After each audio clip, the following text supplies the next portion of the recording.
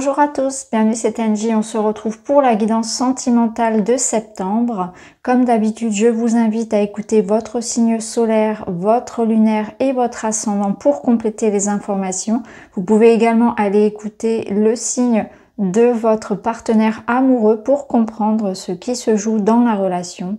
Et puis pour tous ceux qui souhaitent un accompagnement avec moi, eh bien vous trouverez en barre d'infos toujours mon email, mon site internet pour me joindre. Je vous souhaite à tous une très bonne rentrée, une très belle écoute. Je vous embrasse, à très vite.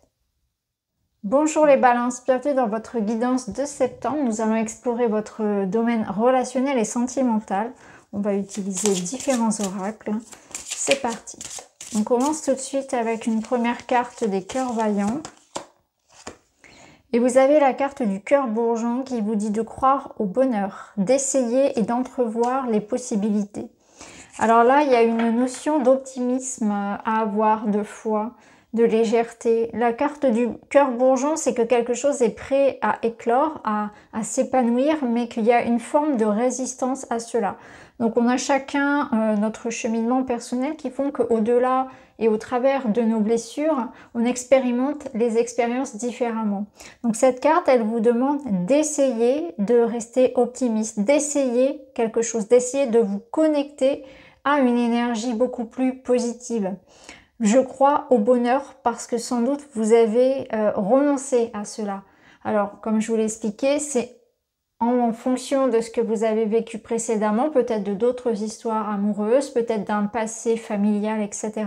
Quoi qu'il en soit, aujourd'hui, tout est encore possible. Donc, il faut encore croire au bonheur, encore voir et savoir apprécier les petites joies du quotidien, trouver de la beauté dans la vie, même si parfois on traverse des périodes où vraiment on perd toute foi en l'humanité, où on perd toute confiance et en soi non seulement, mais en les autres également, et on se demande vraiment si quelqu'un est fait pour nous, si un jour nous aurons la possibilité d'être tout simplement heureux dans la vie, d'être en bonne santé, etc. Donc là, on vous dit, le bonheur est possible, il faut au moins essayer de se connecter, ni même de le visualiser. C'est-à-dire que là, peut-être que certains se focalisent vraiment sur le négatif ou sont plongés encore complètement dans le passé, dans un échec, dans ce qu'ils considèrent comme une épreuve ou un échec du passé et n'arrivent plus à se projeter dans l'avenir avec sérénité et avec joie et optimisme.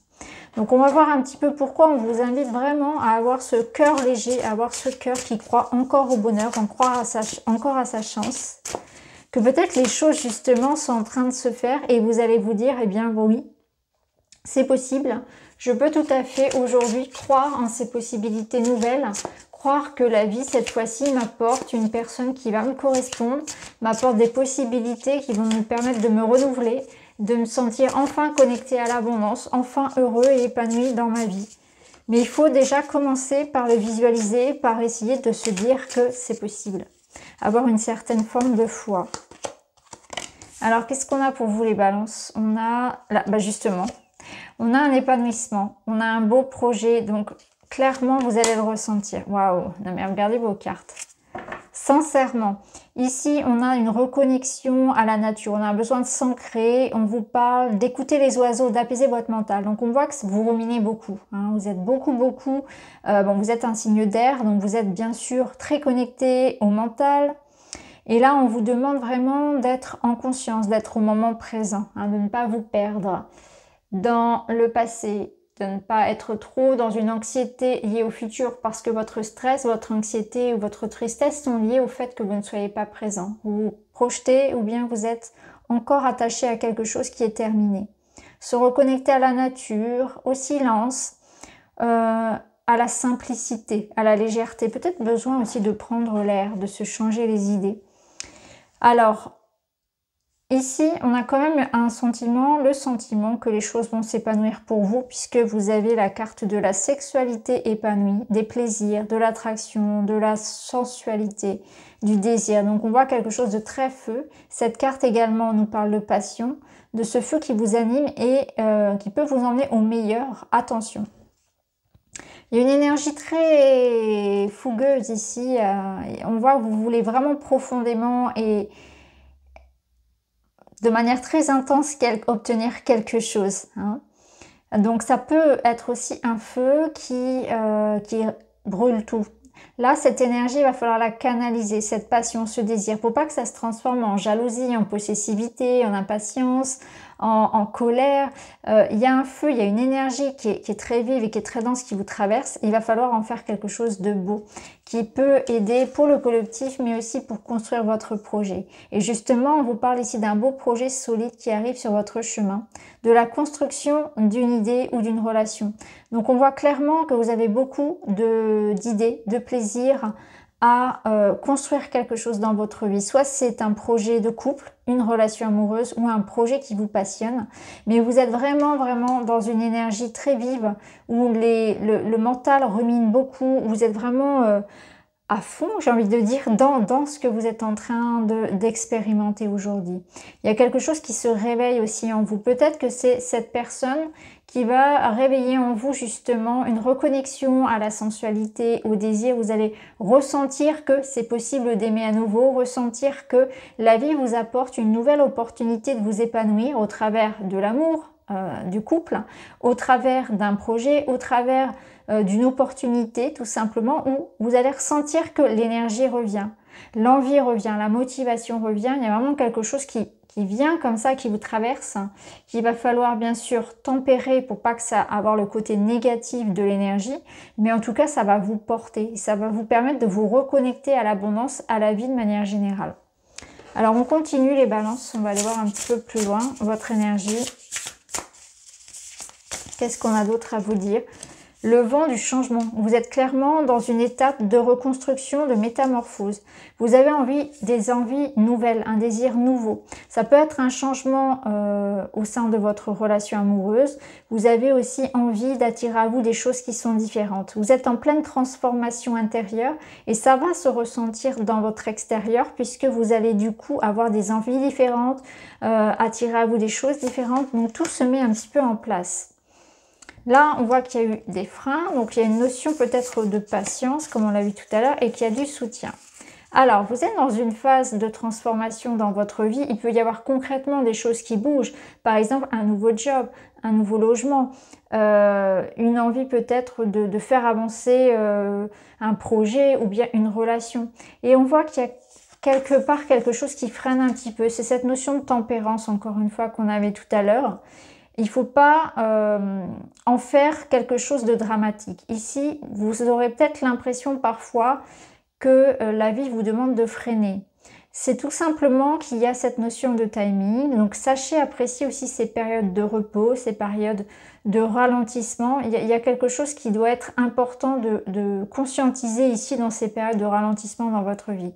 Ça peut être un travail à faire justement parce que vous n'êtes pas prêt, parce qu'il y a encore des choses à libérer, parce que ça peut être en lien aussi avec l'autre personne ou les personnes qui sont sur ce projet ou dans cette relation, qui nécessitent une adaptation, une forme de souplesse. Et ici, vous avez l'entourage familial. Donc, c'est peut-être des projets familiaux, peut-être que c'est aussi pour certains des responsabilités familiales, de votre côté ou de celui de votre partenaire, qui font que ça demande un petit peu plus de temps. Il y a peut-être des démarches administratives, des démarches juridiques pour certains. Il se peut que la personne ne soit pas complètement libre ou ait des responsabilités, etc. En tout cas, on vous dit aussi que par rapport à vos projets de famille, voilà, les choses sont en train de se faire même si ça nécessite du temps. Vous avez également un entourage qui vous épaule, donc on voit qu'il y a du soutien dans vos projets et que même si vous rencontrez des difficultés, vous pouvez compter sur un entourage, sur un clan, qui peut être un lien du sang, donc la famille, mais ça peut être aussi les proches, les amis, ceux qu'on a choisis avec le cœur et pas forcément la famille de sang. Donc là, il y a une forme ici d'accompagnement au changement dans votre mois de septembre au niveau personnel.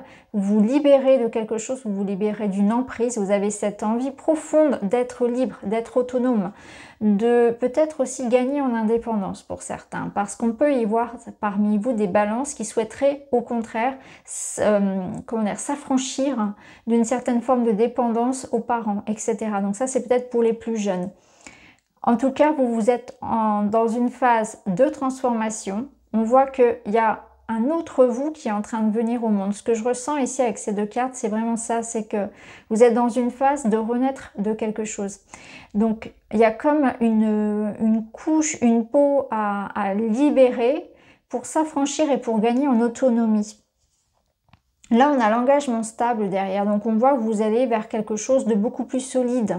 On a un contrat, on a une construction. Donc soit c'est un changement profond dans une relation où vous allez gagner en solidité, en stabilité. On voit que les sentiments sont sincères, il y a quelque chose de réel et de concret dans la relation ou dans le projet. Donc ça peut concerner effectivement quelque chose de matériel, d'immobilier, etc.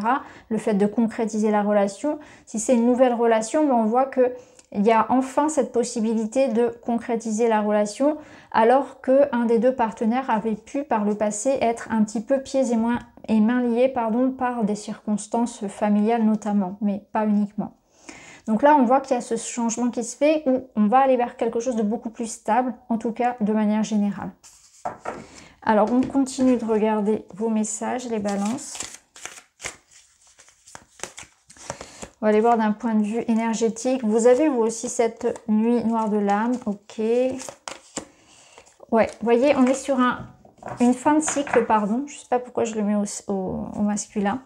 On voit que vous êtes passé par ce qu'on appelle une nuit noire de l'âme. Donc vous avez été complètement plongé dans le noir, dans des incertitudes, dans une phase ici où plus rien n'a de sens, où on n'arrive plus à se projeter, où on sait plus, on ne comprend plus la situation et surtout on perd goût à tout. Plus rien n'avait de sens. Hein. On cherche vraiment à comprendre ce qui se passe. Ce sont vraiment des périodes, parce qu'on en vit plusieurs fois dans sa vie, cette nuit noire de l'âme, ce sont des périodes où on doit quelque part mourir pour renaître à soi. Et quand on revient à la lumière, on est beaucoup plus fort de par cette expérience-là. Donc tout à l'heure, je vous parlais de faire peau neuve, c'est exactement ça. C'est comme une mue que l'on doit faire pour renaître à soi. Donc là, il y a quelque chose comme ça qui passe, qui fait que dorénavant, vous ne serez plus dans une espèce de soumission, dans une espèce de prison. Ici, vous êtes sacrifié par amour, hein, c'est ce que dit la carte, et ça, c'est terminé. C'est terminé de faire passer l'autre ou les autres, ou cette notion de ne pas prendre de risque, d'avoir peur de vivre. Donc on reste dans l'obscurité par peur de vivre et d'expérimenter des choses, certainement parce que nous avons été blessés par le passé. Donc là, c'est toute une espèce comme ça de conscientisation que c'est terminé et que vous pouvez maintenant accéder à quelque chose qui vous libère. Donc vous vous libérez, ce cœur se libère et va pouvoir enfin expérimenter la joie et le bonheur. Je ne me freine plus dans mes élans, dans mes désirs, dans mes passions. J'ai envie d'expérimenter dans cette vie et dans cette incarnation pleinement qui je suis et je me libère de ça. Mais ça peut vouloir dire que vous êtes vraiment en train de renaître et que vous avez vraiment touché le fond pour rebondir et pour pouvoir vraiment acquérir cette connaissance-là. Là, ça me parle aussi de sortir de sa zone de confort. Donc, on voit que vous êtes prêt aussi à entreprendre courageusement de nouvelles perspectives et à aller au-delà de ce que vous avez pu faire précédemment. Donc, il y a comme une notion aussi de se dépasser, de se libérer de ses chaînes, de ses croyances, de ses peurs. Alors, on continue. On va aller voir d'autres messages pour vous, les balances.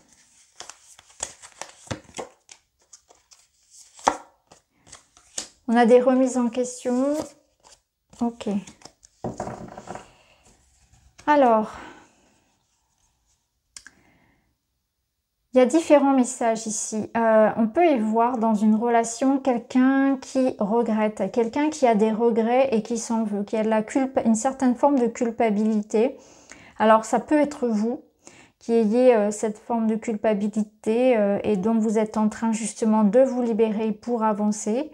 Ça peut vraiment nous dire que vous faites table rase du passé pour pouvoir avancer et passer à autre chose. Voilà, on ne porte pas ce poids-là, on ne s'enferme pas avec ce poids de la culpabilité et des regrets, parce qu'on voit ici que c'est quand même quelque chose de très difficile, de très douloureux, et que parfois ça peut revenir vraiment presque vous hanter.